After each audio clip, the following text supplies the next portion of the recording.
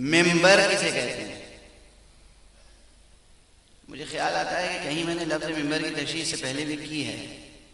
آج کل اردو زبان میں سب لوگ ممبر میم سے لکھتے ہیں، میم میم بے رے.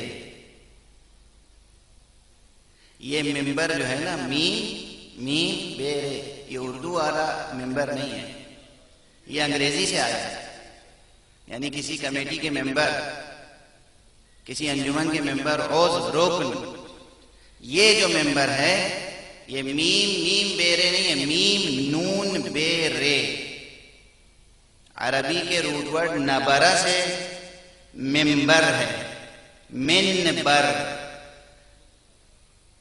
یہ ممبر کے معنی بھی ہیں کہ انسان کو بلندی تک پہنچانے والا. اس ممبر کا تعلق بلندی سے ہے، بلندی تک پہنچانے والا. اب یہ اور بات ہے،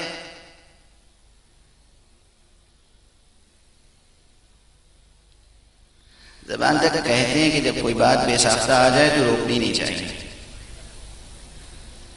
اور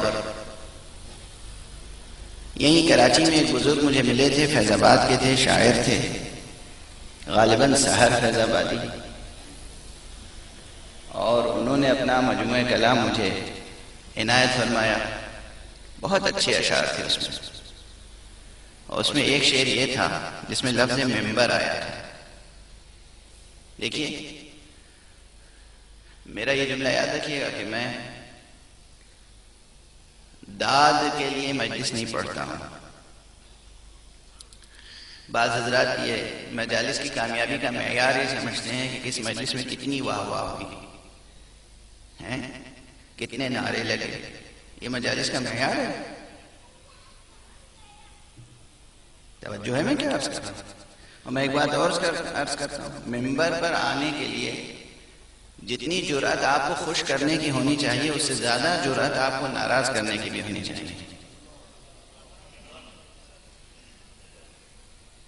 خیر، بس اب یہ دو فقروں میں جو کچھ ہے وہ ہے. وہ جو شعر سنانے کے لیے تمہید میں میں نے یہ جملے کہے، وہ کیا عمدہ شعر کہا ہے.